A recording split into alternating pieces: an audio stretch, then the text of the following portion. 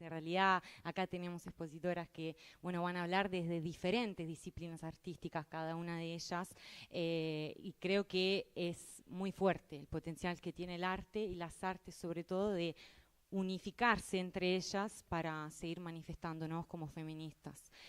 Nada, dejo a mi compañera también si quiere agregar algo y ya pasamos al conversatorio. Bueno, nada, creo que va por ahí. Es interesante este año Ole. Uso otro, ¿no? Sí. Estamos quedando sin pilas en esto. Bueno, les estaba diciendo que es interesante porque este año el lema que abraza la marcha es avance fascista, lucha feminista. Vamos a estar opa, abrazando ahí esa consigna.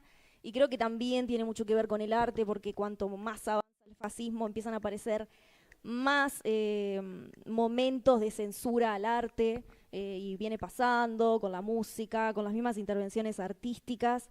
Así que bueno, es importante habitar ahí la calle con el arte, particularmente yo y algunas más lo vamos a hacer desde ahí también, además de la protesta. Porque bueno, este arte ofrece rutas alternativas y además molesta y sirve bastante. Así que bueno, tenemos un poquito, un preámbulo más o menos para presentarla. Sé que es mucho más amplio, pero bueno, por acá tenemos a Sabrina Esperanza, actriz, directora, docente, coordinadora de la Comisión de Género de la EMAD, integrante de la Comisión de Género de la Sociedad Uruguaya de Actrices y Actores. Por otro lado tenemos a Amalia Amarillo, feminista, murguista o como dice ella, obrera de momo. Esto te lo y fue jurada de Murga Joven y presentadora. Por otro lado tenemos a Rahue, artista, poeta, performer, defensora de la ancestralidad y la naturaleza. Y por último, Vicky Style, por acá, activista, hip hop, rapera, big girl, grafitera, tallerista y gestora de eventos y talleres artístico-culturales. Así que bueno, les pido un aplauso. Un gran aplauso. Gracias. Y bueno, ya como veníamos diciendo también antes, queremos unir un poco, ¿no?, el arte y el feminismo en unas palabras. Y bueno, les hago una primera pregunta general para todas y cada una puede responder como prefiere. Desde su propia vivencia, ¿cómo sienten que su arte se expresa en espacios de protesta? Y a la inversa, ¿cómo viven dentro de los contextos artísticos que integran la militancia feminista? Y si hay, digamos, resistencias o desafíos en esos contextos artísticos hacia la mirada feminista. Cualquiera puede empezar.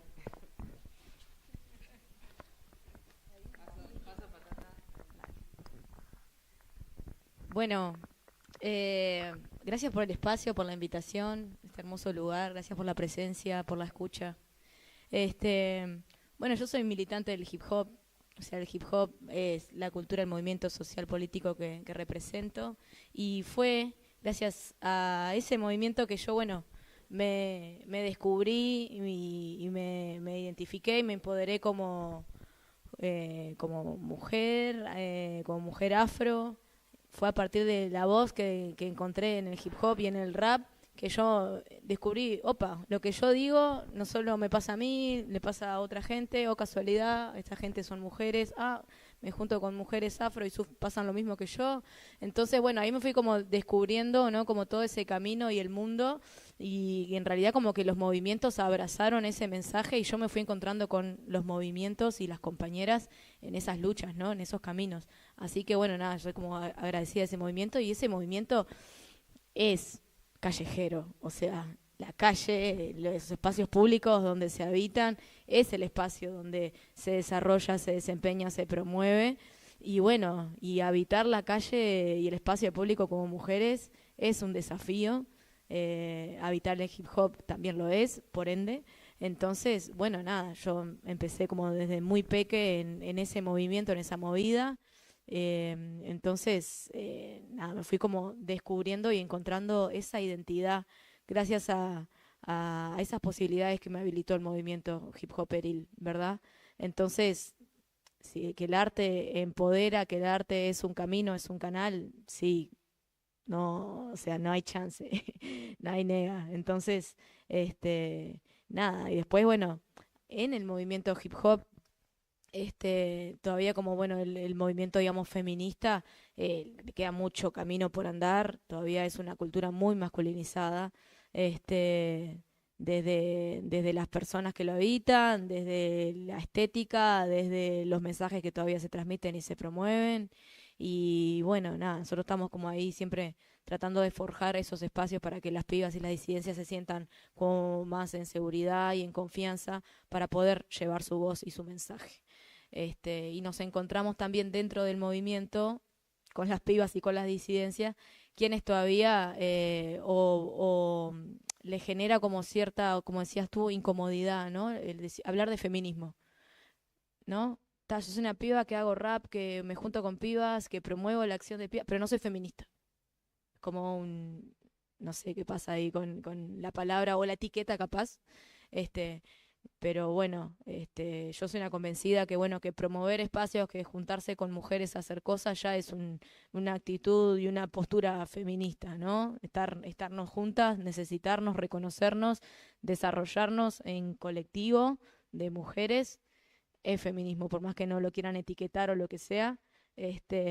Pero bueno, estamos como ahí en ese camino y en esa, ¿no? Espacios de debate, de discusión, de apertura, de comunicación, creo que son necesarios, ¿no? Bueno, también poner sobre la mesa esas cuestiones, ¿no? Porque si desarrollamos todo eso que decimos que desarrollamos, no nos identificamos con el movimiento, o qué es lo que nos hace capaz, bueno, apartarnos o decir, no, no quiero esa etiqueta para mí, ¿no? Listo.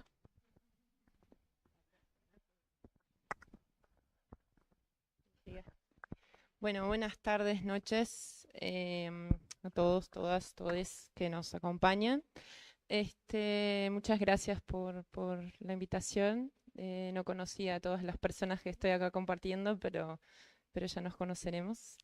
Es una pregunta que en realidad me resuena como más preguntas, pero yo creo que es un vicio de quien escribe, de seguir escribiendo. Y lo que me venía quizás no sea la respuesta de las tres preguntas, pero tiene un poco que ver con lo que siento y un poco de lo que traía Vicky, que tuve el honor y el privilegio de acompañarla por algún tiempo sacando fotos de Sermo-Cocoa, que quiero también acordarnos de esta grupalidad de poder que tenemos acá en este país.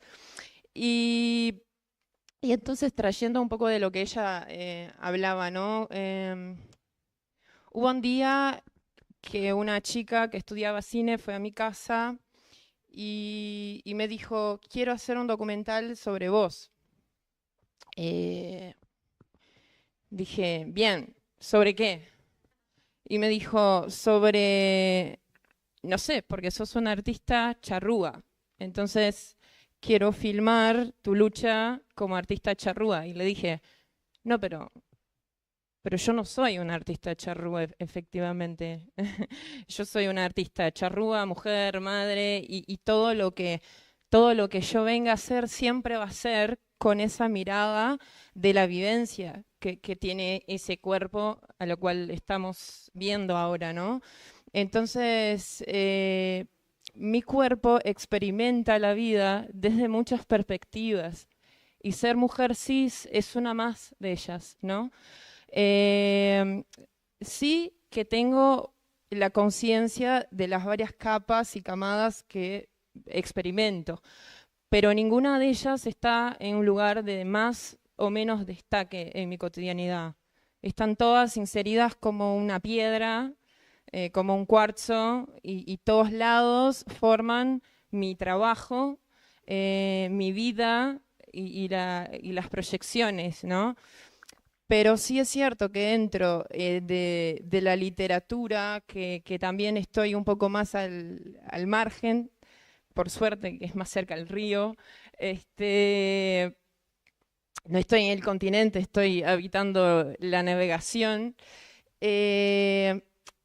Por cierto que es blanca, hetero y mayor, ¿no? por cierto que vos tenés que muchas cosas, tenés que haber escrito un libro para estar en un festival, tenés que haber publicado, tenés que haber vendido, y a veces cuando me preguntan cuál es mi profesión, digo, soy artista. ¿Y qué haces? Bueno, también hago esto, y entonces me dice, ¿publicaste libros? No, pero publiqué discos. No quiero publicar libros.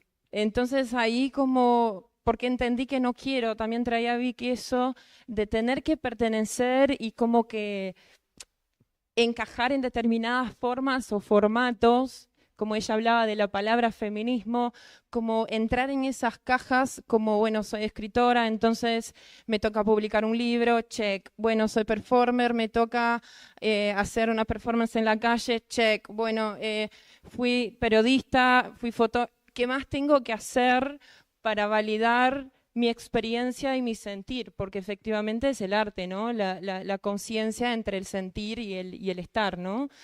Entonces, creo que dentro de todo ese viaje pisciano que hicimos acá con mis palabras, efectivamente, sí, siempre va a existir un patriarcado y siempre va a existir un racismo estructural y siempre va a existir un montón de otras palabras, pero fundamentalmente trato de encontrar las bellas.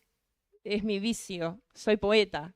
Preciso encontrar palabras que nos den esperanza. Yo preciso esto, porque yo preciso leerlas también. Cuando yo subo a un escenario, es cierto que a veces digo palabras muy duras, que son la historia, y qué lindo es contar la historia con nuestras propias manos y transformar el mundo olvidado en un mundo presente, ¿no? Pero qué lindo es que esas palabras también nos recuerden los afectos. O, por ejemplo, que yo pueda ver a Vic en el escenario y sentir la fuerza que trae toda su ancestralidad y toda su escritura, que no es para la literatura poética, pero que para mí, yo escucho a Vic más que leer libros de hombres blancos del siglo pasado. Es un poco por ahí.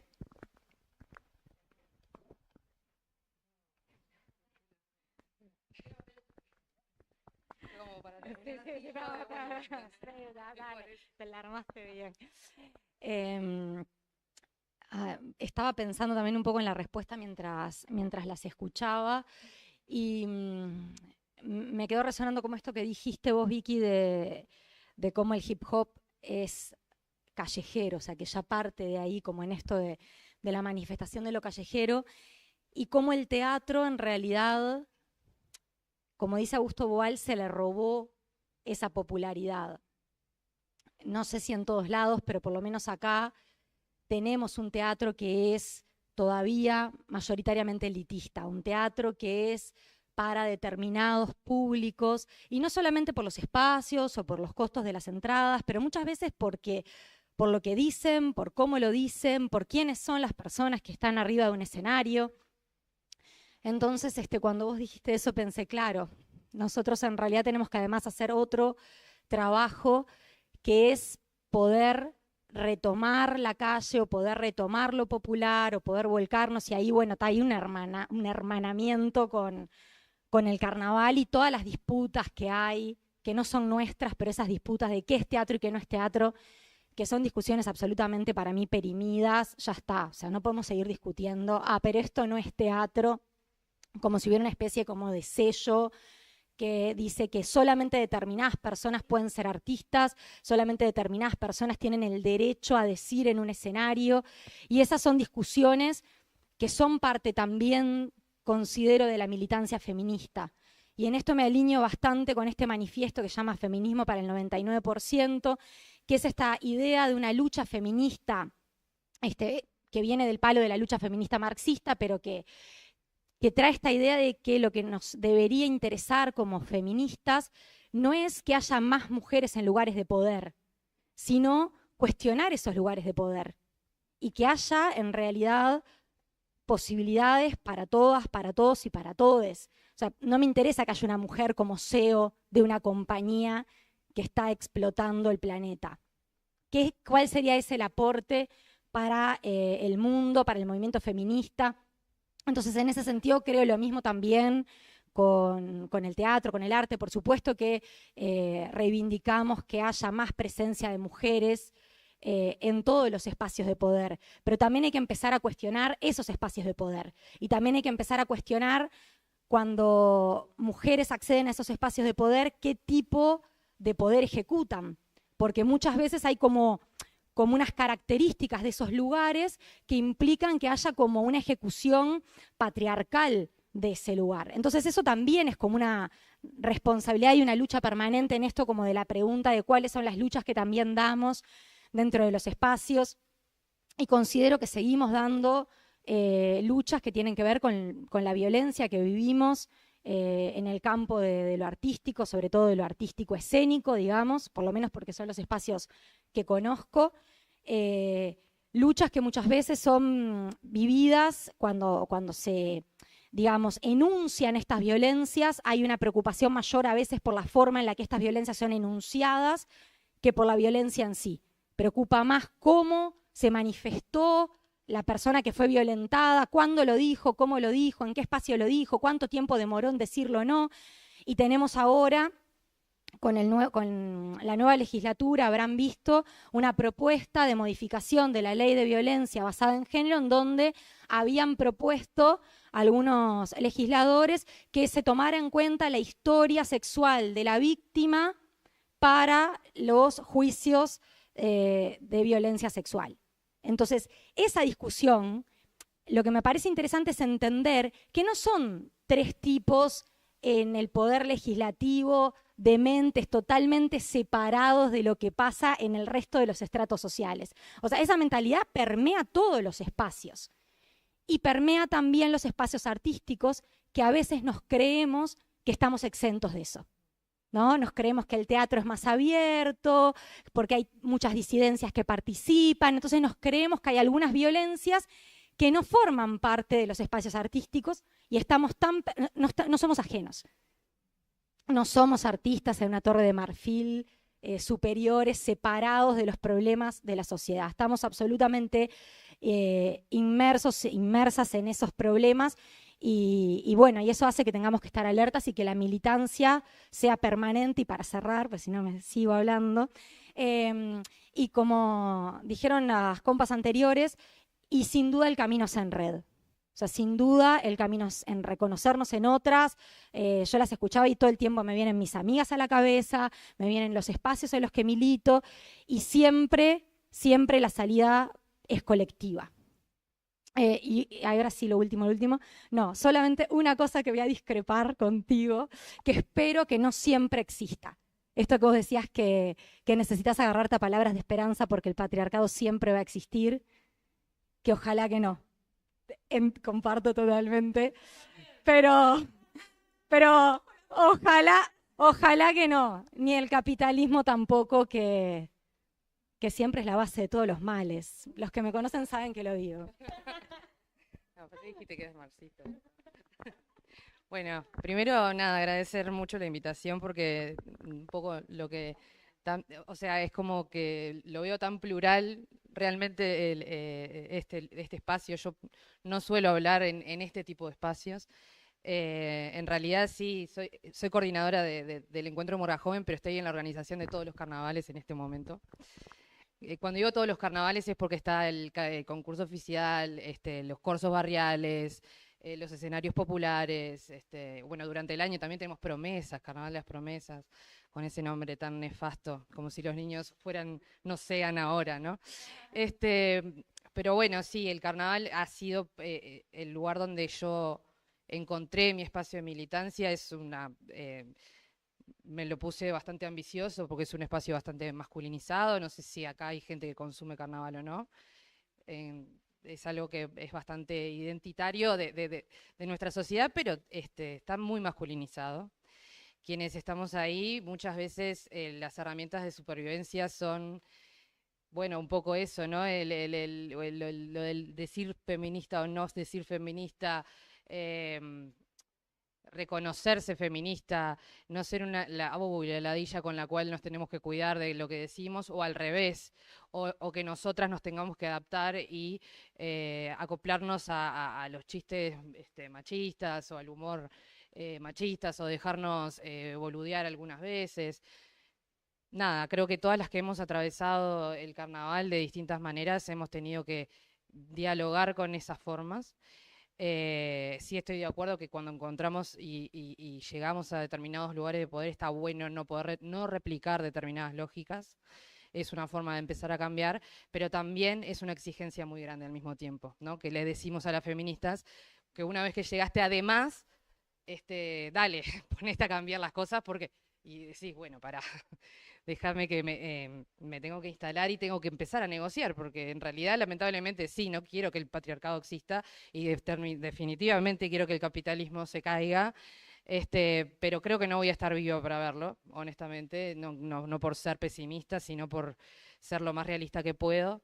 He elegido ámbitos sumamente de una cultura sumamente popular, justamente un poco en contraparte con lo que sucede con el teatro, que es verdad que el acceso al teatro hoy en día está no por los precios, como es verdad que aparte cada vez más hay cultura en los barrios que se lleva al teatro a determinados lugares, pero sí es verdad que el acceso no es únicamente poder pagar una entrada, sino un código de entendimiento, un montón de cosas. A ver, la cultura, cuando uno dice la cultura, no es solamente el arte, la cultura es el lenguaje común de una sociedad. O sea, cuando yo hablo de la cultura es que entiendo como que está bueno o que está malo, ¿no? O sea, ¿cómo puedo salir a la calle vestida? Eso es parte de la cultura. Voy al Medio Oriente y si salgo yo como estoy ahora, seguramente no esté culturalmente aceptado. Y eso no es arte, es el lenguaje que tenemos y la forma que tenemos de entender cuando algo está bueno o está malo, ¿no? Hasta hace unos años las mujeres en la murga no estaba tan bueno. Hoy todavía tenemos que dar muchas batallas en cuanto a por qué el coro suena o tiene otra sonoridad, que es muy distinta, que un montón de cosas que, bueno, sí, después podemos hablar largo y tendido de esto, porque en realidad es una batalla permanente, pero sí hemos logrado de a poquito ganar determinados espacios y creo que si bien, y lo digo así ahora sí a título personal, se sufre bastante porque es una cosa que cada vez que llega un 8 de marzo te ves dando la misma discusión y sentís que no avanzás en qué es lo que tenés que discutir. Y a medida que avanza el fascismo en el mundo, por más que acá no esté instalado y que acá no haya Milei o acá no sí hay permisos que se dan las personas, ¿no? Mira, ahora puedo empezar a decir esto de vuelta y no está tan mal, ¿no? Pará. ¿Viste? No es la policía de la corrección política, pero sí recordarles que nosotras no vamos a retroceder en todo lo que hemos ganado. Nosotras y las disidencias y todo esto que estamos haciendo nosotras, o sea, por existir en lugares. El arte definitivamente es una herramienta y un canal para la lucha, ¿por qué? Porque cambia el sentido común de la sociedad. Es una forma de cambiar ese sentido común. El sentido común es lo que nos hace poder comunicarnos. Es tan básico como eso, ¿no? O sea, ¿qué es lo que una murga sube, canta y qué aplauden y qué no aplaude la gente? ¿No? ¿Qué es lo que, si yo subo hoy con un mensaje recontra feminista, y seguramente la mayoría me va a quedar mirando como, no entiendo nada de lo que me está diciendo? O sea, hay cuestiones en el mensaje y que las mujeres yo he ido y he tenido que volver para atrás muchas veces, de llegar a discursos recontra elaborados y decir, de más que yo haya llegado hasta acá, que todo mi colectivo y mis compañeras hayamos llegado hasta acá, nos miramos, estamos como, ¿nos entendimos? Ahora hay que ir para allá, de vuelta, sí, vamos para atrás. Porque si no damos las discusiones desde esos ámbitos populares, donde está en los barrios, con la gente, o sea, no vamos a cambiar, nos vamos a seguir hablando entre nosotros, ¿no? Seguimos hablándonos para los convencidos, digamos, las convencidas, para las que ya nos conocemos y ya sabemos, nada, vamos a hilar fino, no estoy de acuerdo en esto, que son pavadas, ¿no? Y no es lo que realmente mueve la aguja. Me parece que va por ahí, capaz que me fui un poco por las nubes, pero me quedé enganchada con todo lo que dijeron ellas y en realidad quise seguir medio por ahí. No, gracias a todas. Me lo quedo. Te paso esto. Bueno, gracias. Muy interesante todo lo que nos cuentan hoy. Ahora quiero ir un poco con Vicky. Yo no sé si todos, todas, todes saben. Me voy a tomar el atrevimiento. Para mí, Vicky es como una personificación del hip hop, tipo, muy zarpada. O sea, son ¿cuántos años hace? Y bueno, van a ser 25. Van a ser 25 años adentro de la movida, y sé que esta pregunta puede ser como un poco amplia, pero por ahí nos podés contar algunos momentos clave en los que, en tu recorrido por el hip hop, en el que dijiste, yo acá soy feminista, tengo que decir, soy feminista, y marcar esa palabra y empezar a también ser artista con eso de frente. Bien, como te decía, capaz que retroactivamente, antes de reconocerme feminista, ya lo venía haciendo, pero no lo venía como incorporando o concientizando en esto bueno, vamos a juntarnos, bueno, y vamos a hacer algo nosotras, y bueno, viste que somos pocas, vamos a ir hasta allá donde está aquella, y vamos a agitar, ¿no? Como eso, en realidad yo me descubrí así como en el movimiento y abrazada por un movimiento y que mi voz tenía como un peso y todo eso. Estoy hablando en el 2012, si mal no recuerdo,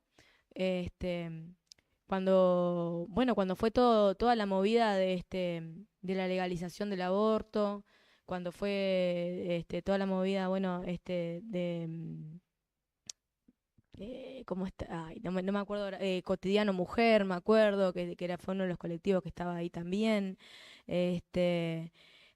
La Marcha de las Putas, me acuerdo también de ese movimiento, que fueron como, compañeras que fueron que me decían, mirá, ¿no? Como información, ¿no? Información, data, que yo digo, nada, o sea, como que me explotó la mente ahí de todo lo que estaba sucediendo, de todo lo que estaba pasando, y la importancia en darle como voz a esas luchas, ¿no? El rol del arte acompañando esos movimientos, formando parte de esos movimientos. Yo creo que ese fue un año muy, muy movilizador para mí. También a nivel de lo que es el antirracismo, en ese año sucedió la Marcha de las Motas, también fue un hito, digamos, en mi historia, así, que fue cuando nuestra compañera Tania Ramírez fue violentada en el Parque Valle, y bueno, ¿no? Toda la discusión que se dio, si fue una agresión racista, si teníamos a la amiga internada en el hospital, o sea, en CTI, y bueno, y se generó todo el movimiento afro, y mayoritariamente éramos mujeres afro, ¿viste? Reivindicando y pidiendo por nuestra compañera, pidiendo justicia y dando como dando cara a esos temas, ¿viste? Así que 2012 fue un año intenso, creo que fue necesario. Fue por ahí. Bueno, gracias. Después hay algo muy interesante. Hay algo muy interesante y es que, no sé bien, pero de un tiempo para acá empezás con los talleres, a ser tallerista, a añadir esta herramienta educativa al hip hop, ¿no? Y me da un poco de curiosidad ahí cómo surge ese cruce de, tengo que unir esto, quiero ir por acá. Sí, en realidad lo de la faceta tallerista fue antes, 2007. Fundamos con Clandestinos Cultura Hip Hop y la señora Sabrina, porque Sabrina nos vio ahí nuestro pollito ahí ver nacer, ahí florecer en lo que era el Inju, nos juntamos a entrenar, a practicar y bueno, y a esto, a empezar a gestar eventos, a gestar cosas para que el hip hop se difundiera y fuera promovido como lo que nosotros consideramos, ¿no? De esto, ¿no? Como arte como herramienta a través de la educación, como herramienta de lucha, de empoderamiento, de identidad social, cultural, como todo eso, y no como el prejuicio que en ese entonces, hace mucho tiempo, había, ¿no? Del hip hop, ¿no? Como, bueno, esto, lo callejero asociado a la delincuencia, el hip hop industrial, ¿no? Como los videoclips y las cosas que llegaban acá, ¿no? El bling bling, la droga, las mujeres, no sé qué, como otra movida, otra película, ¿no? Como para explicar que no era eso y que era todo eso. Bueno, en el 2007 surgió Clandestinos Cultura Hip Hop. Yo en el 2006 empecé mi carrera docente en el IPA. Siempre quise ser profe y bueno, yo soy profe de hip hop. Así que bueno, nada, se me echaron ahí como las dos vertientes. Y como bien decía Sabri, ahí el camino es colectivo.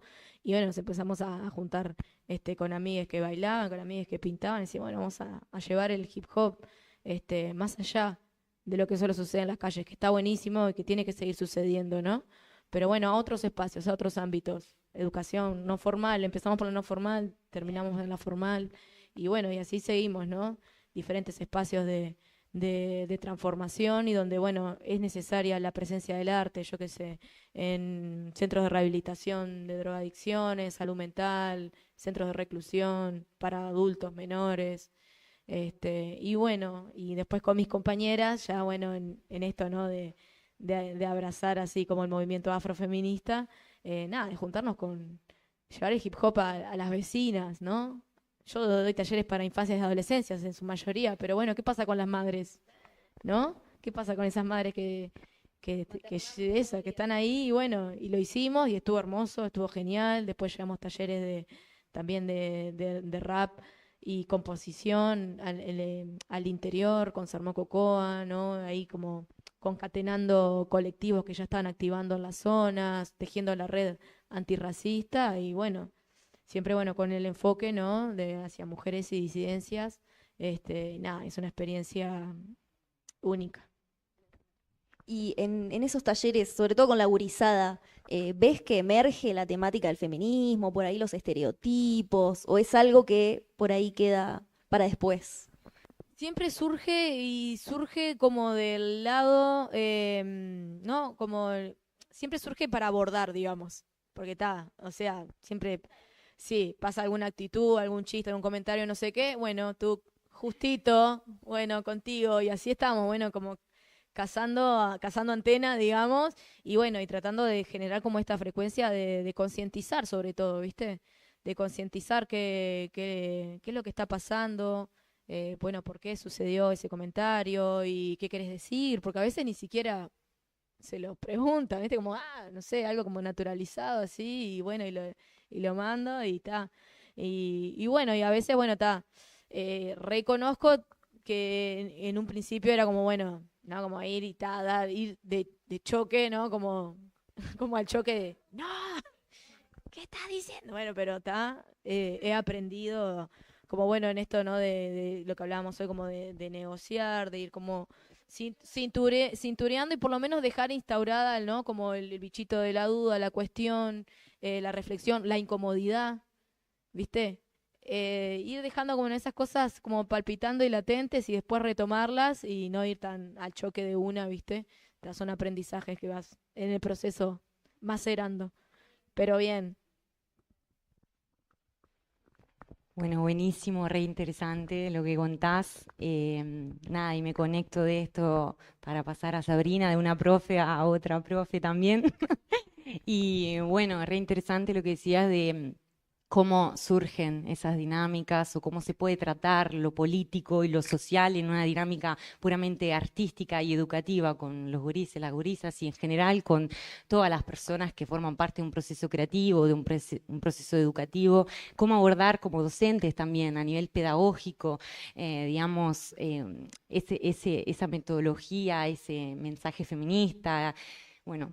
Reflexionaba un poco sobre eso y me conecto para preguntarle también a Sabrina, vos te definís como investigadora de esa intersección que existe entre el teatro y lo político. Y bueno, sobre todo abordás la metodología del teatro del oprimido de Augusto Boal, que es director y actor que inventó, digamos, esta metodología que apunta un poco, vos me corregirás, pero a, digamos, las personas que forman parte, digamos, de ese proceso, a tomar conciencia sobre las opresiones, las múltiples opresiones que vivimos. Todos somos opresores y oprimidos también. Y bueno, tomando conciencia de esas opresiones, cómo hacer en la vida para cambiar esa realidad, para transformar la realidad, transformarla desde la acción de la escena, para poder transformarla después en la vida real, ¿no? Y bueno, te quería preguntar, Sabrina, ¿cómo abordás, bueno, el tema de la violencia de género con grupos, por ejemplo, de mujeres y disidencias o con grupos mixtos a través del teatro del oprimido? Bueno, he trabajado con grupos mayoritariamente de mujeres, un poco porque se ha dado así, me parece que es algo que se repite en muchos espacios artísticos, ¿no? Que cuando hay un taller, la verdad es que la gran mayoría de personas que participan de esos talleres son mujeres, mujeres y disidencias, pero sobre todo diría yo que ampliamente mujeres. Entonces lo que sí me ha pasado es que en muchos de los talleres, cuando trabajamos con teatro del oprimido, empiezan a surgir como discusiones, bueno, ¿cuáles son las opresiones que tenemos en común en este colectivo en el que estamos? Y al ser grupos en donde hay una mayoría de mujeres, esas opresiones tienen que ver con el hecho de ser mujer. Pasaría lo mismo, digamos, con cualquier otro colectivo, ¿no? Como ahora, por ejemplo, Vicky hablaba del colectivo afro, seguramente la gran mayoría de opresiones tienen que ver con el racismo que tenemos instalado en nuestra sociedad. Entonces, bueno, en realidad una de las cosas con el teatro del oprimido es justamente que los grupos definan cuáles son las opresiones que les resultan urgentes y cuáles son las opresiones que les atraviesan.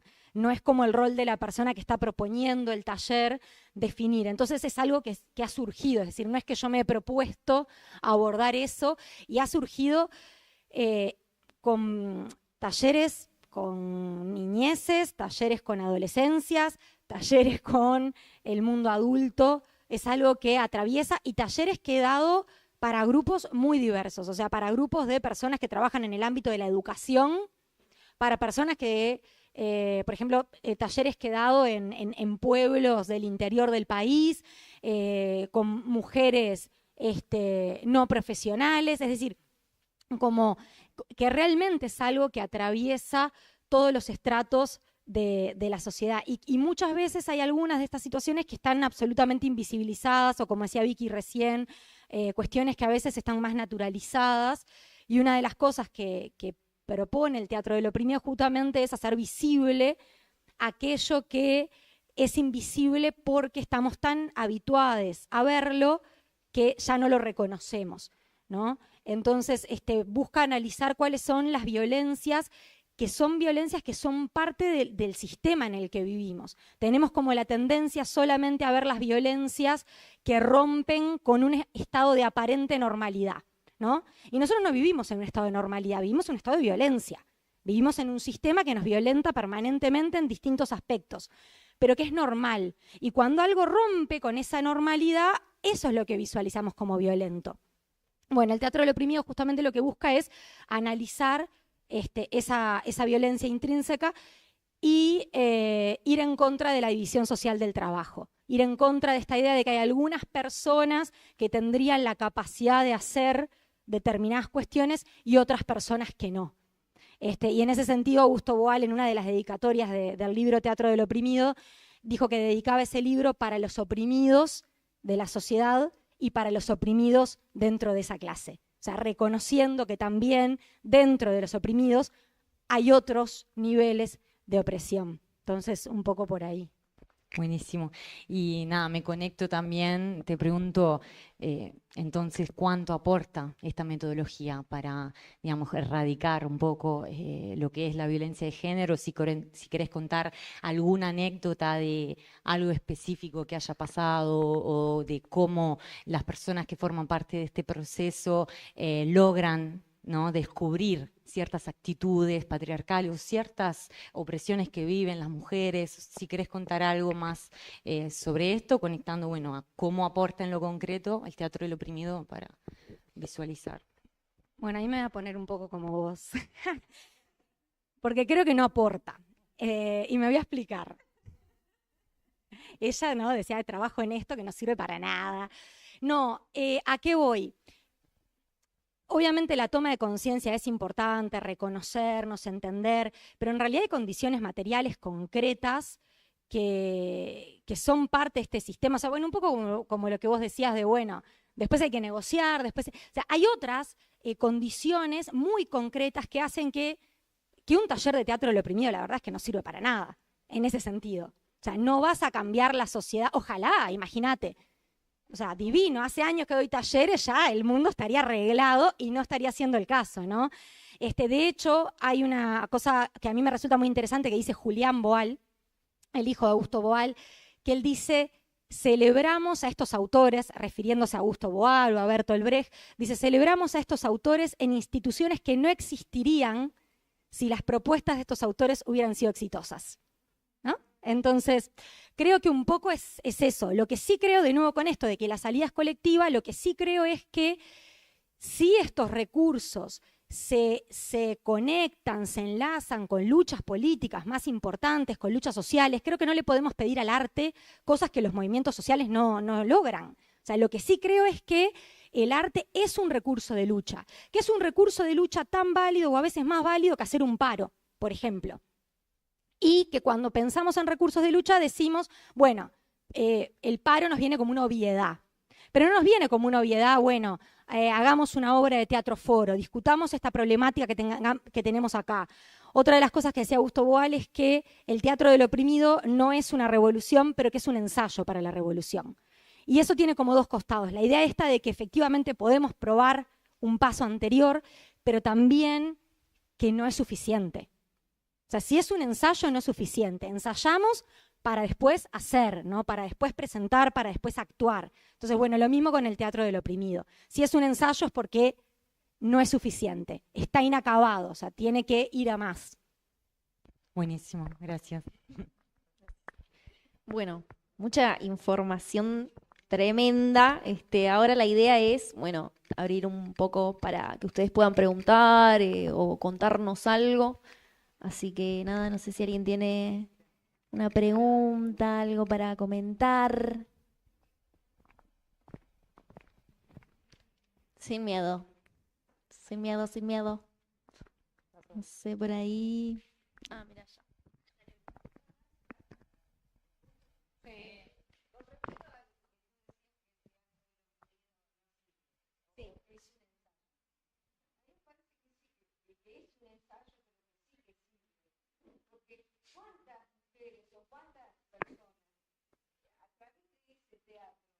Logran despertar o sacar para afuera y después convertirse, ¿no?, en poder ayudar a crear más allá de eso, ¿no?, y de poder construir, llegar realmente a esa lucha.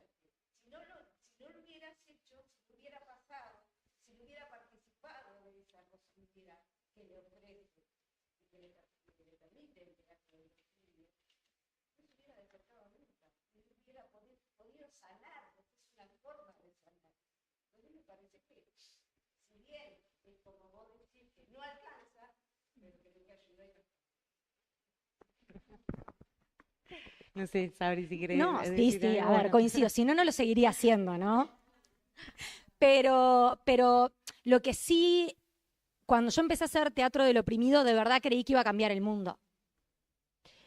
Por suerte, en realidad, ¿no? Por suerte hay un momento de la vida en que creemos que vamos a cambiar el mundo. Yo por eso sigo trabajando con jóvenes, porque siguen creyendo que van a cambiar el mundo y eso a mí me llena de emoción. Yo no les digo que sí, que lo van a cambiar.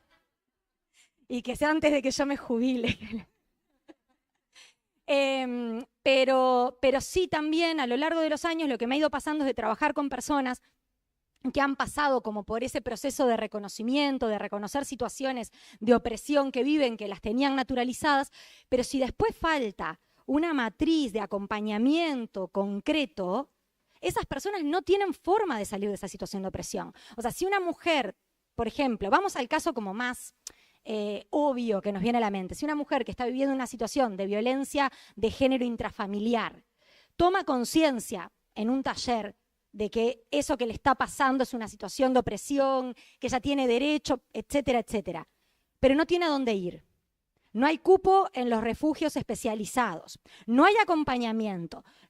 Hace una denuncia y, como me ha pasado de acompañar, porque también soy educadora, a la Comisaría de la Mujer a hacer denuncias, todo lo que implica ese proceso. Miren que de verdad hay que tener muchas ganas de salir, de verdad hay que tener muchas ganas de salir adelante, porque todo a tu alrededor está diseñado para complejizar. Entonces, a lo que yo voy como no sirve es que ojalá, o sea, la cantidad de gente que se ha caído después de, o sea, de hacer talleres porque no hay sostén. Entonces, a eso voy como con lo de con las cuestiones concretas materiales. Lo que sí puede hacer el Teatro del Oprimido en ese caso es seguir peleando porque esas condiciones que se necesitan empiecen a existir, ¿no? Y en ese sentido es fundamental tener conciencia de la situación de opresión que vivimos, porque si ni siquiera la vemos no podemos ni luchar para cambiar las condiciones materiales. Buenísimo. Sí, si hay alguien más que quiera decir algo, preguntar algo sobre lo que estamos diciendo.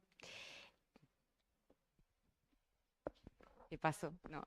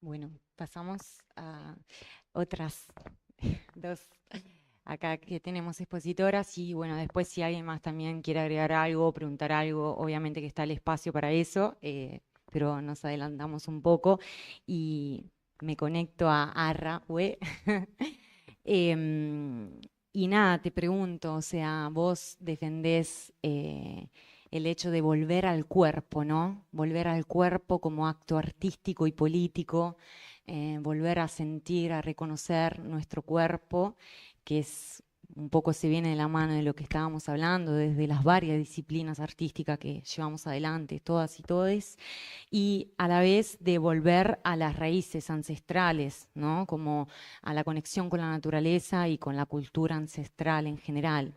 Y yo te quería preguntar, o sea, me parece interesante entender para vos cómo se puede colectivizar más esa necesidad de volver al cuerpo como mujeres, como disidencias, y también cómo se puede colectivizar esa necesidad de defender el cuerpo como primer territorio político y como cercano y que vuelve a sus propias raíces que son parte de la misma naturaleza, ¿no?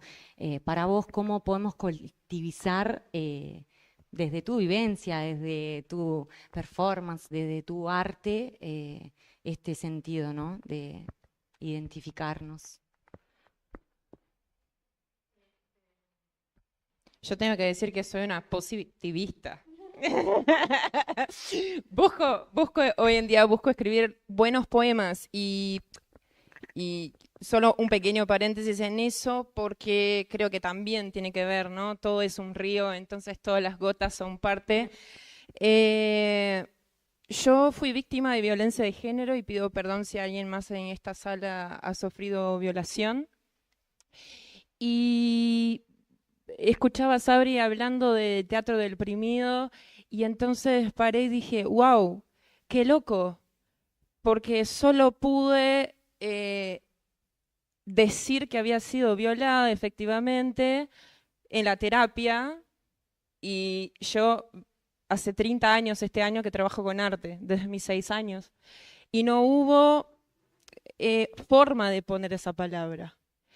Y entonces ahí como pasaron unos años y decidí que 2 años más o menos, decidí que quería prender fuego a todo y decidí, volviendo a la pregunta que le hiciste a Vicky, decidí en este año que era feminista y que era feminazi y que iba a explotar el mundo y que iba a tirar bomba en las iglesias y que iba a invadir todo.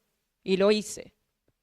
Y lo hice con la performance viajando por Latinoamérica, llegué a México, hice hasta arriba, donde hice una performance sobre violación colectiva y me peleé físicamente contra 5 varones en medio de un festival donde los chicos eran artistas, no los conocía, pero eran artistas y 2 era público y estábamos en un círculo.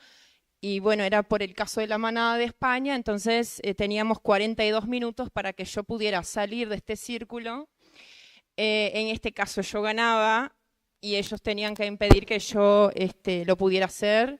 Y es obvio que no lo pude, y es obvio que una mujer entre 5 varones no puede salir, ¿no? Entonces yo llevé mi cuerpo a lugares extremos porque me fracturé en la pelea. Nunca pude ver el video de esto, porque gritaban y lloraban las demás mujeres, el público que tenía silbatos, porque allá en México había una ley que intentaran implementar de silbatos cuando una mujer en la calle se sintiera en peligro, silbar, lo que me parece un absurdo llegar a este punto como humanidad, del oprimido y del opresor, así como un neón fluorescente. Y entonces, en un momento yo me estaba violentando más para decir que me lo habían hecho a mí. Pero yo no lo podía decir, pero yo lo tenía que decir. Y entonces dije, no. Tenés un hijo, ¿sabes? Y este hijo es un varón. Y este hijo no puede odiarse, no puede culparse. Lo tenés que hacer una excepción. ¿Y cómo se hace una excepción a un varón? Se le da amor, se le muestra la maternidad a flor de piel, para mí.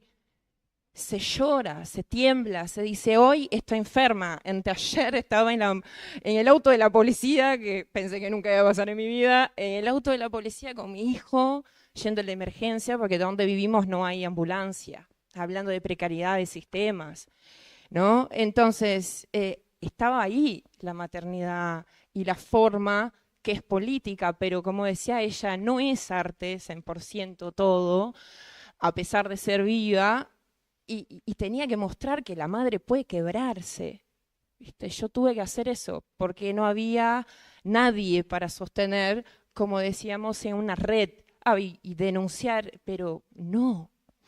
Y ahí entra la ancestralidad, porque mi violador es de este territorio y yo lo odiaba el territorio. Y me odiaba. Y ya tenía un hijo enorme, lindo, divino, pero había una rabia y necesitaba sacármela. Y entonces necesité escribir. Y necesité escribir poemas enojada. Hay un poema que después le voy a compartir que se llama No me verás morir, y la primera vez que lo hice a los gritos. ¡No me verás morir! Y hoy lo hago así. No me verás morir. Porque no es con ellos que quiero hablar. Y ahí voy un poco a eso de lo que hablábamos. ¿Para quiénes escribo y por qué escribo. Un poco lo que decía Vicky. Yo no sé si soy feminista, ¿sabes? Yo sé que tengo sangre mestiza, que soy extranjera, que soy madre sola, que fui víctima de violencia de género. Y todo lo que yo voy a hacer ha pasado por esa corporalidad. Entonces, cuando entro a dar un taller a mujeres y disidencias afroindígenas, ¿saben? Yo no preciso decirles nada. Son esas personas que me educan, son estas personas que me enseñan con las tareas, que me enseñan sobre el capitalismo cuando hay que hacer un taller con merienda, porque las mujeres y disidencias afroindígenas no tienen cómo sostenerse, porque tienen que llevar a sus hijos en los talleres y los hijos tienen que comer la merienda. Y después, cuando nos sentamos a escribir sobre esto, yo no tengo cómo escribir nada que no sea desde la fe. Necesito que esas personas vuelvan a casa y mañana vuelvan al taller. Necesito que vuelvan al taller. Y ellos también. Entonces yo creo que cuando entra el arte, cuando entra la ancestralidad y cuando dice, ¿sabes? No hay nada, pero hay algo. Y que es mágico. Y que si vos decís esas palabras que no son abacadabra, pasa algo. Entonces, en un taller, una chica afro dijo, no hice la tarea bien. Y dijimos, si dicen que no hace la tarea bien, hay que pagar una cerveza a todos. Entonces, a ver, y su poema empezaba así. Quiero que me quieras negra 24/7. Entonces empecé a llorar. Y cuando ella terminó, le dije, nunca más digas que hiciste algo malo. Porque si esto que hiciste está mal, este poema fue publicado en un libro de las escritoras afro-uruguayas después de este taller. Y ella pudo encarar esto como su voz. Entonces, cuando entra todo eso, perdón, pero que sentía como que necesidad, No, al contrario. cuando entra todo eso mezclado con las raíces, que hay un escritor llamado Hugo Mujica, que dice, en el fondo no están las raíces, sino lo arrancado, ¿no? Mira, son dos frases. Cuando dice esto, cuando escribe esto, y yo leo esto, yo digo, sí, es cierto, entonces hay que trabajar con lo que no está, con esa violencia, pero que es más callada todavía. A ver, mi nombre es charrúa y creo que nadie acá sabe lo que significa. Y Uruguay en el hombre, ¿no? En el fútbol, es la garra charrúa. Entonces, ¿por qué nadie cuando entra en un lugar puede siquiera darse cuenta de que Arahue son dos palabras en lengua de estos pueblos originarios? Y ahí está la fuerza del activismo, porque si yo subo en un mundial de poesía, año pasado, ya no sé, año retrasado, en Río de Janeiro, en el día de la lucha de las mujeres afro y de las mujeres indígenas, subí al escenario del Mundial de Poesía y mi nombre decía Arahue, abajo decía Uruguay. Esto era lo que yo podía dar al mundo, ¿no? Como esa era mi ensayo a la revolución, y mi revolución era subir al escenario y recitar No me verás morir, y recitar Recién parida, que también se pare para hoy, un poema sobre América Latina. A ver, hablamos 420 lenguas. ¿Y por qué no? ¿Por qué hablamos una? Porque ni siquiera dos. Ni siquiera Brasil entiende América Latina y ni siquiera América Latina entiende a Brasil, que yo ya lo excluyo de América Latina, aún siendo brasilera y uruguaya.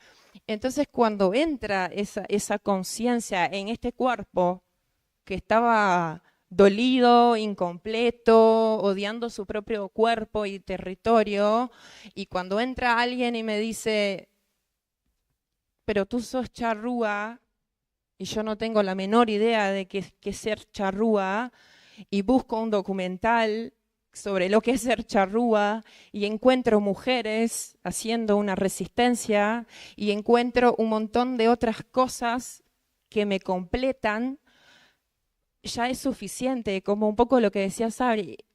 Yo no voy a cambiar la realidad de Uruguay por recuperar y hablar una lengua que nadie lo habla.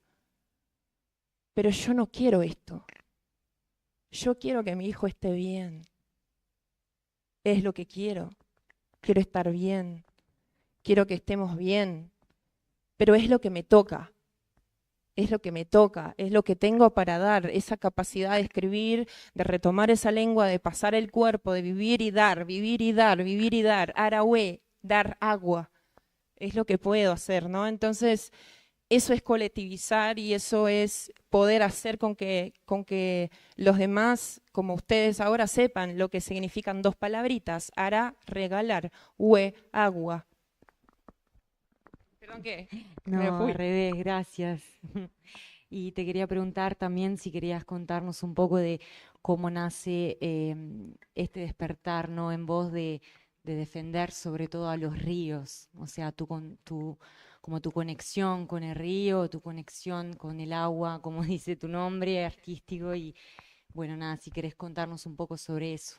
Este es un gran viaje porque yo creo que el arte es ese espacio que está entre la magia divina y lo mundano humano, ¿no? Es como algo perceptible,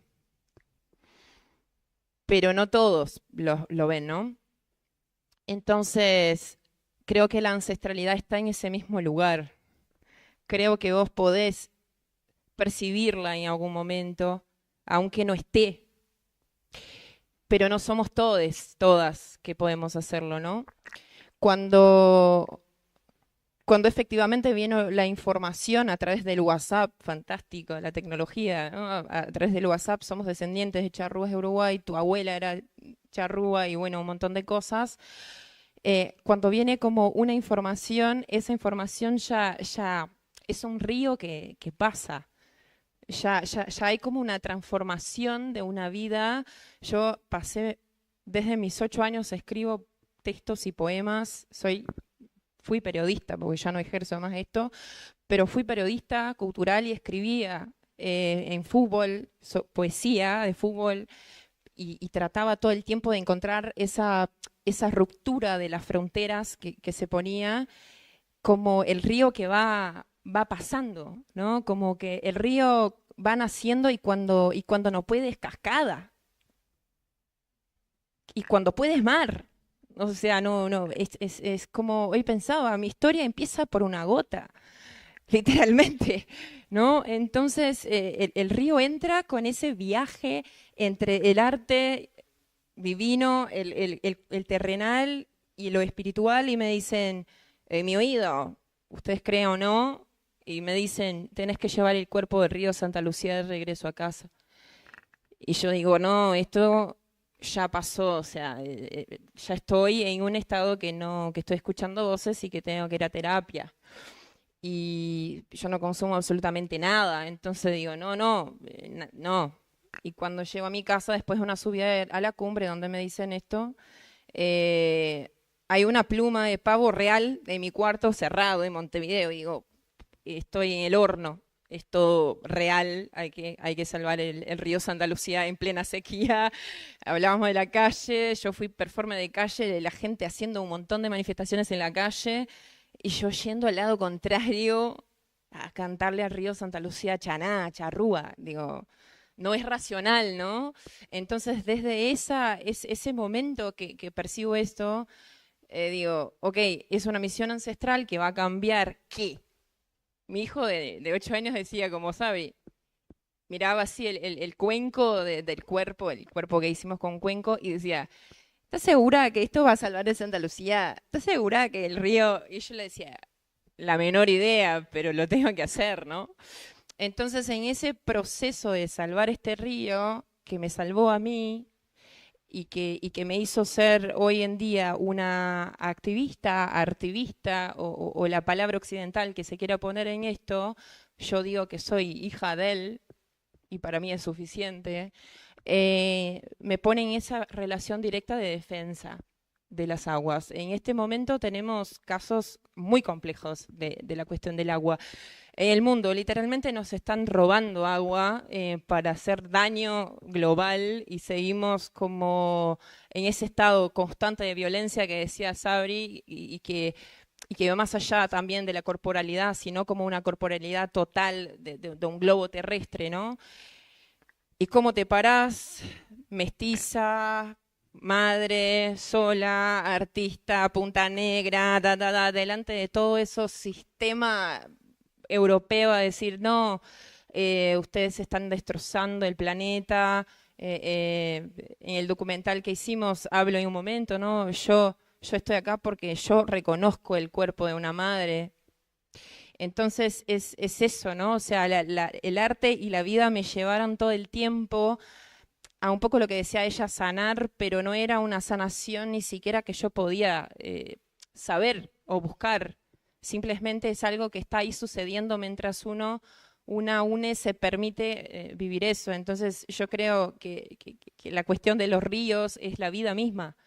Separarnos de eso que somos nos trae violencia, ¿no? Si todos estuviéramos a las márgenes de los ríos tomando agua felices, potable, capaz que no estaríamos golpeándonos, matándonos en Palestina, dentro de las casas, en Brasil, a cada 6 minutos una mujer es asesinada, es el lugar donde más mata personas LGBTQIQ+, una persona negra cada 10 minutos en Brasil es asesinada, personas hasta los 20 años que viven en periferia son asesinadas, mi primo a los 21 años fue asesinado, 10 balazos.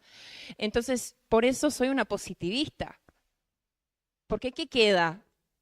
¿No? Yo ya he tenido las experiencias de las violencias varias, me he puesto a servicio de eso, y entonces me estaba lastimando hasta un momento que dije, yo necesito que se crea y que se crea algo distinto. Y por eso doy talleres, y por eso escribo, y por eso canto, y por eso voy al río, porque siento que precisamos volver a nosotros, como un globo. Yo preciso verme en esas personas todas que están acá, para no lastimarlas. Gracias. Gracias. Bueno, estamos llegando casi que al final. Ahora voy un poco con vos. No sé si nos podés contar.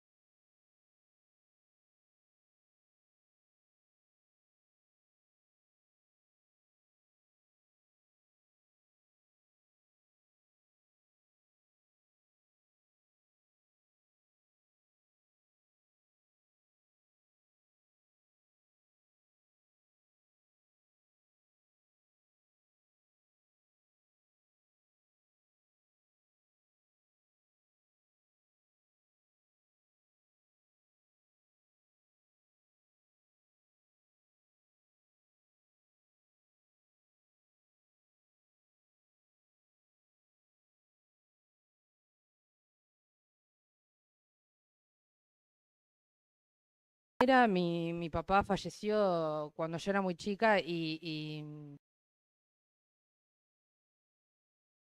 mi mamá es artista, o sea, es profesora de comunicación visual y fue de las primeras maquilladoras del carnaval también. Entonces, bueno, estoy muy empapada de muchas cosas de este año. Mi madre ya, por ejemplo, mi madre está cerca de los tiene 71 años, mi madre, y aún así fue la coordinadora artística de una murga, le hizo los trajes, maquillaje, todo es como una tipa que no para, y bueno, eso, mal que bien, se transfiere, es inevitable. Y bueno, yo empecé a hacer murga desde chica, pero en murga de mujeres. Había arrancado en Cero Bola, que fue una murga que estuvo, sí, bastante épica, estuvo muchos años, sigue existiendo, ha elegido otros tipos de carnavales más alternativos,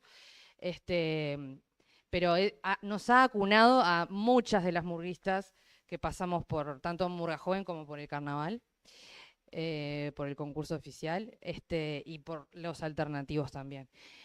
Pero bueno, en realidad hubo un momento en el cual me di cuenta de que yo quería estar en todo el carnaval, no solo en ese que se habla entre nosotras, que ya, a ver, Cero Bola tenía cosas espectaculares que creo que no desarrollé en ningún otro colectivo, ¿no? El trabajo con mujeres es muy recomendable para quien no lo ha hecho. El trabajo colectivo con mujeres es una cosa, es una trama súper rica, súper fuerte. Somos intensas, pero nosotras, yo ahora que coordino el encuentro de Murga Joven, me pasa de ver colectivos que llegan con 2 ensayos generales a la muestra, digamos. Y con Cero Bola estábamos un mes antes haciendo pasadas completas con trajes. Era una cosa que decías, bueno, hasta el nivel de organización de estas tipas era increíble. Y yo salgo de ahí y después me meto a colectivos donde era la única por momentos, ¿no? Entonces estaba esa cuestión de, nada, de cómo desarrollarme yo sin perderme a mí y tratando de que no generar una rispidez, ¿no? Porque es terrible, pero ahí en ese momento uno busca ser aceptada por el grupo, ¿no? De varones. De ese grupo de varones que te dio como el privilegio de dejarte entrar a su casa, ¿no? Hoy tenemos una Falta y Resto que está, bueno, Falta y Resto hoy está haciendo otro tipo de actividades, pero también sufrió por suerte, por decir sufrir, porque es algo violento cuando uno genera un cambio muy, muy grande, esa transformación de incluir mujeres y disidencias a sus planteles. Pero cuando yo era chica, Falta y Resto no dejaba subir mujeres a la bañadera. La bañadera es el transporte, digamos, se le dice bañadera, pero es un ómnibus, o en ese momento un camión, donde no sabías si ibas a llegar vivo o viva al tablado, pero en ese momento se usaba mucho el camión. Y bueno, Falta y Resto es un muy buen ejemplo de una murga que se replanteó o se cuestionó un montón de cosas, ¿no? Desde los más viejos, digamos, y hubo quienes se resistieron, por supuesto, y hubo algunos que incluso generaron otra agrupación para cantar en asados nomás, porque ya ni siquiera estaban en el concurso, como dejando claro que no, que ellos no se iban a correr de ahí. Y bueno, es una pelea permanente, ¿no? Es una lucha permanente. Yo creo que sí se ha ganado, se gana como de a gotitas, como muy ínfimas, pero es muy lindo cada vez que ves ese cambio, cada vez que como cuando se empieza a naturalizar nuestra presencia, ¿no? Como que deja de ser, uy, mirá qué raro, no, claro, por eso estaba sonando distinta la murga, es por esto. O sea, y es, bueno, este año yo sé que capaz que mucha gente no sabe de carnaval, pero hay muchas murgas que históricamente nunca tuvieron mujeres. La Trasnochada es una de ellas, este año cuenta con una mujer arriba del escenario. No está en el rol de Minita también, que es algo interesante, lo digo así, porque el rol de Minita es bien somos la histérica, somos la mamá, somos la maestra, somos siempre somos la que está rompiendo los quinotos con algo, o somos la voz estridente, o somos la que hace el gritito.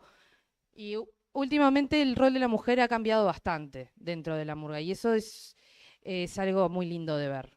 Aún así, estamos a siglos, pero años luz de absolutamente todo y bueno, una trata de sostenerse ahí porque creo que abandonar el espacio no es una opción. Eso es lo único que sé.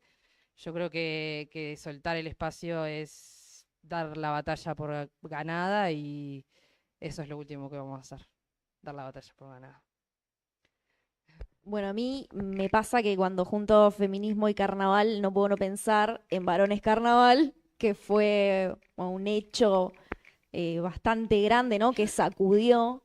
eh, y mi pregunta iba un poco por ahí. Bueno, ahora también comprendo que sigue todavía mucha lucha por hacer eh, ahí dentro del ambiente del carnaval, pero bueno, no sé si puedes contarnos un poco, o como vos quieras, cómo fue un poco más desde adentro el hecho de Varones Carnaval. Sí, bueno, capaz que hay mucha gente que no tiene idea de lo que pasó o qué fue Varones Carnaval. Hubo un momento en el 2020 que aparte justo coincidió un poco con la pandemia, entonces la gente explotaba mucho por las redes sociales porque estábamos todos encerrados, ¿verdad? Y bueno, hubo un momento en el cual se empezaron a visibilizar en Instagram particularmente y en varios sectores del arte, no solo en carnaval, hubo varones teatro, hubo varones en el rock, hubo varones en todos los ámbitos artísticos. Hubo varones en la política también, esos siempre son más fáciles de tapar por cuestiones de poder, pero bueno. Y bueno, Varones Carnaval quizás fue como el que tuvo más repercusión mediática, por así decirlo, porque eran muchísimos los testimonios eran de índole anónima. Em, y bueno, eran muchísimas placas, muchísimas personas distintas, de distintos carnavales, no solo carnaval, el concurso oficial, sino había muchos de Carnaval de las Promesas, o sea que estamos hablando de gente, las víctimas, digamos, de las situaciones eran menores de edad, ¿no? Entonces, claro, era una alarma, ¿no? Generó una alarma. Entonces, hoy por hoy nos surgen distintas cosas. Yo hoy, además, tengo este nuevo rol que estoy dentro de la organización, entonces sé o soy parte incluso de cosas que ha generado Varones Carnaval. Varones Carnaval, a ver, sirvió y no sirvió, ¿no? Es como todo. Claro, y como todo. En el momento, bueno, la herramienta de la cancelación, mucha gente que se bajó un par de años del escenario, pero en realidad, si las feministas que estábamos ahí estábamos esperando que desaparecieran las personas que estaban en las placas, era medio utópico y medio delirante también, ¿no? Primero que nada porque eran testimonios muy recontraválidos, pero eran testimonios anónimos sin una validez judicial, ¿no? Entonces, es muy difícil decirle a una persona, muy difícil no, es imposible que una institución prive a alguien de un derecho por estar en una placa anónima en una red social. O sea, no es una herramienta suficiente como para poder tomar esa iniciativa. Pero, sin embargo, Varones Carnaval impulsó a cosas que para mí son las interesantes, ¿no? Porque empezó a mover cosas en la órbita de la política pública. Y cuando hablamos de política pública, hablamos de cosas que no son solamente parches o tapar el sol con un dedo, ¿no? Porque yo puedo dejar de ver a esta persona, pero esta persona va a seguir existiendo. O sea, no estará en el escenario, pero tiene un trabajo, tiene una familia, tiene amigos, se mueve en un círculo, son funcionales a la sociedad, ¿no? No son, cuando nos pasaba mucho esto de leer los testimonios, a muchas de nosotras, medio que decías, sí, medio que ya sabía que era así, fulano de tal, ¿no? Y decís, bueno, pero la recontra dejaste pasar vos, por ejemplo, ¿no? Yo como que eso, naturalizar que eso era el ambiente y que ser parte era un poco tener que fumarte algún acoso,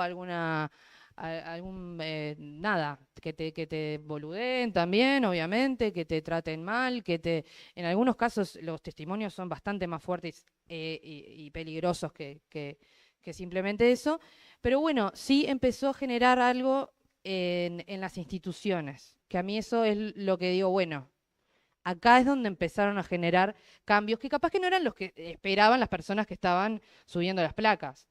Pero si empezamos a pensar que a raíz de eso se empezó a generar un protocolo para el cuidado de los niños, niñas y adolescentes que están en Carnaval de las Promesas, donde pueden tener un seguimiento, un acompañamiento, donde ahora empiezan a tener las personas que recibimos, de las cuales se reciben denuncias, no son denuncias, sino no tipifican como denuncias, pero de todas estas personas se les empieza a tener un tratamiento muy distinto, ¿no? Empezaron a tener los gurises una contención con monitoras especializadas en género. Talleres donde los padres, por ejemplo, y técnicos tenían que quedar por fuera para que los gurises pudieran expresarse y hablar de todo lo que estaba pasando en el grupo.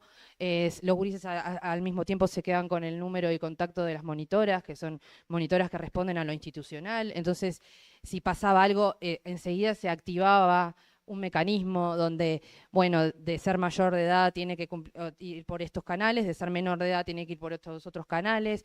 Para participar de la instancia también tenés como técnico, tenían que cumplir con determinados, bueno, nada, cumplir con las básicas, ¿no?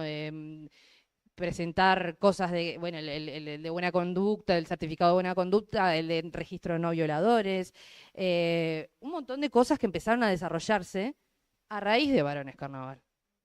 Entonces uno dirá, pero este que tiene como 10 placas se sigue subiendo al escenario y sigue ahí, sigue. Es verdad, es cierto. Y lo cierto es que en realidad la institución no lo puede bajar porque estaría yendo contra, increíblemente, es ridículo lo que uno dice, pero estaría yendo contra sus derechos.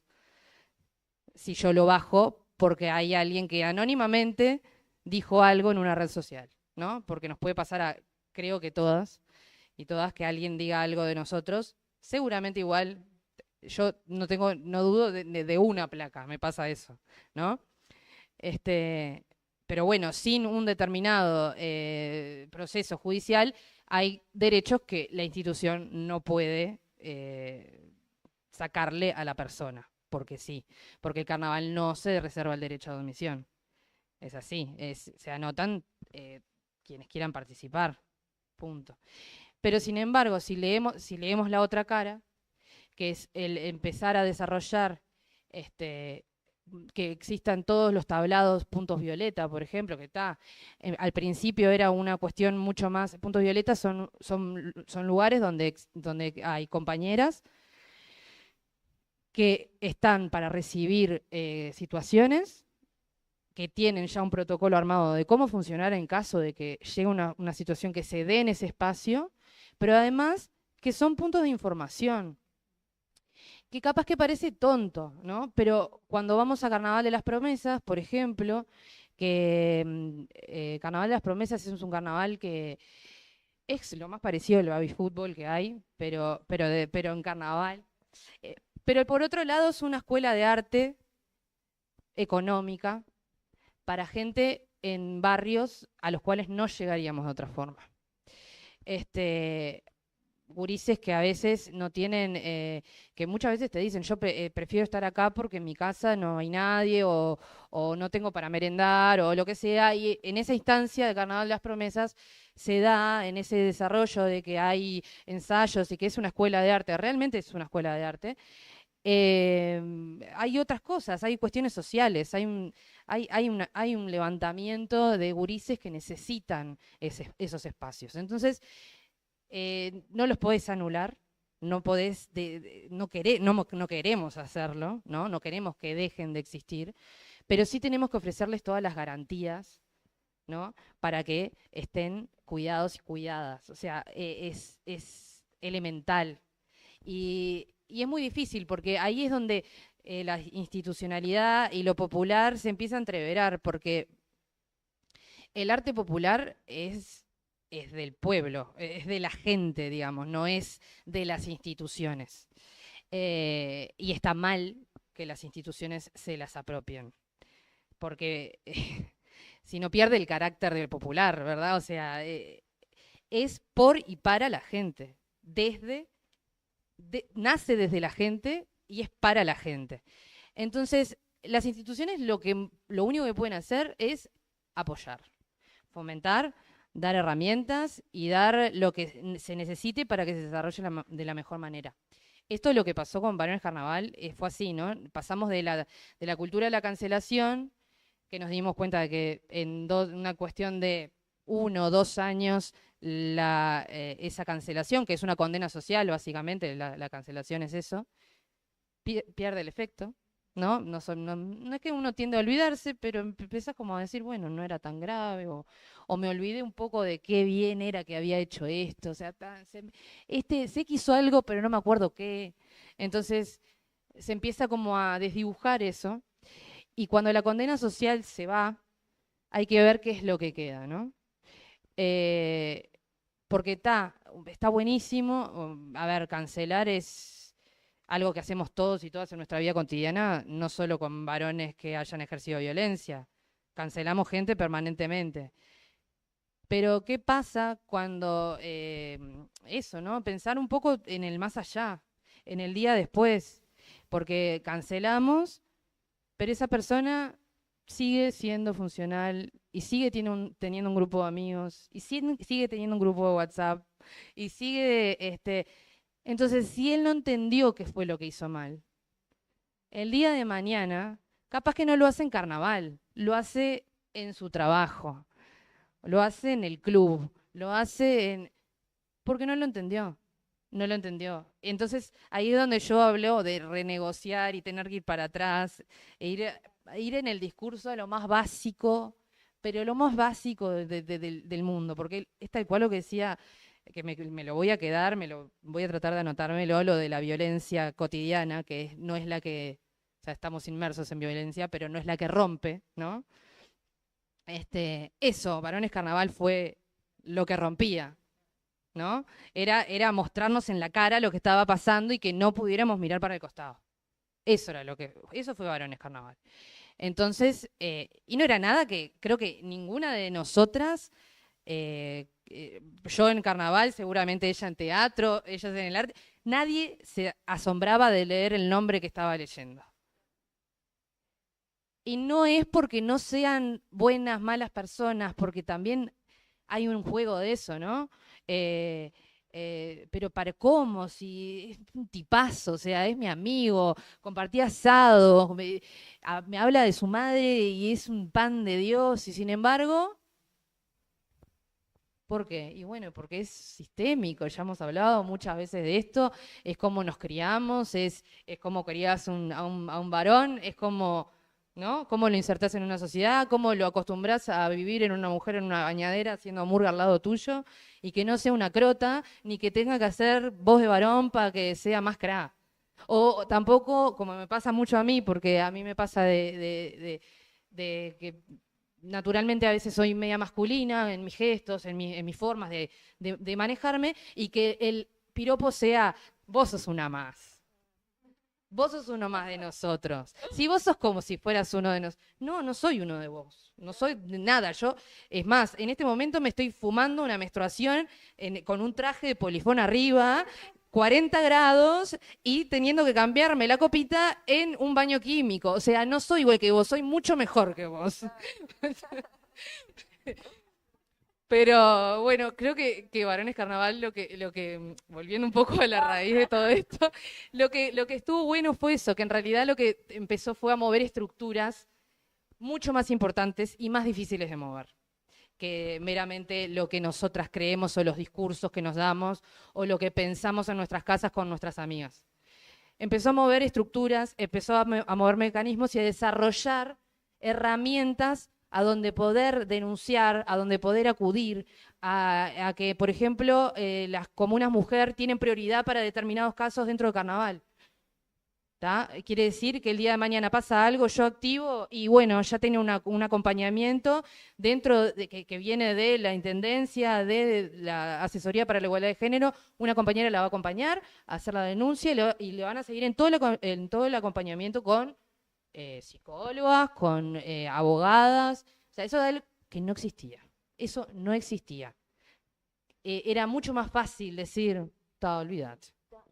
¿Sabes qué? Sí, me pasó eso. Pero, ¿sabes qué?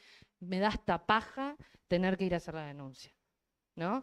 O como me pasó con mi hermana, y que, o sea, mi hermana, yo, todas tuvimos casos dentro de carnaval, todas.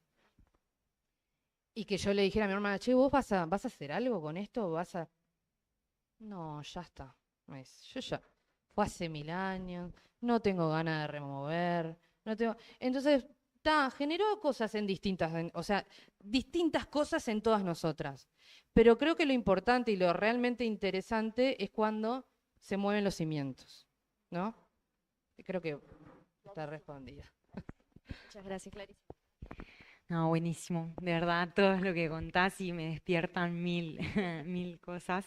Y bueno, increíble como pasando desde la diversidad de cada uno de ustedes podemos como entender ese rol que tiene el arte o que nosotras le damos al arte en realidad, porque se lo damos nosotras y nosotros desde nuestras resistencias que vimos desde que nacemos hasta que nos morimos.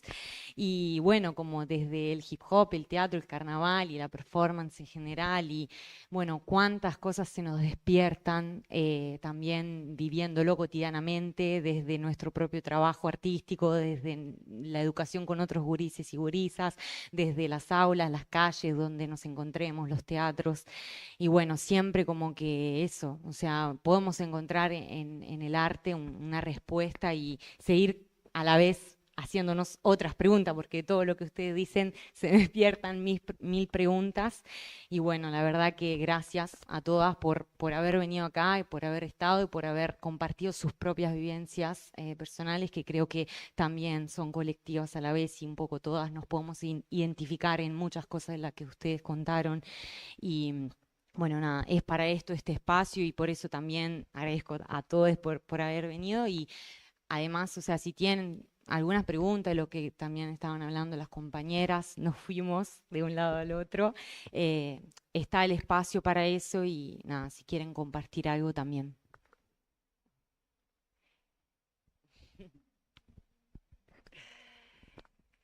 Muchas cosas.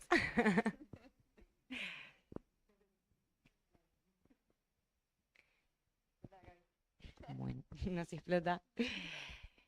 Sí. No sé, si nadie quiere decir nada, o sea, ahora ya vamos a pasar a las intervenciones artísticas y nada, la idea es un poco cerrar acá el conversatorio. Hubo un video también, un streaming que hicimos, puede quedar online eso para compartir este material si queremos, si tenemos la necesidad de las ganas. Y bueno, nada, no decir mucho más que eso, no sé si quieres agregar algo. ¿No? Bueno, me vienen de todos lados los micrófonos. Nada más que agradecer, se sintieron bien, la pasaron bien. Me encantaría repetir esto en muchos lugares porque la verdad que fue mucha información muy clara, muy diversa, muy importante. Entonces, la verdad, muy, muy enriquecedor. Les agradezco enormemente también a todos ustedes por venir.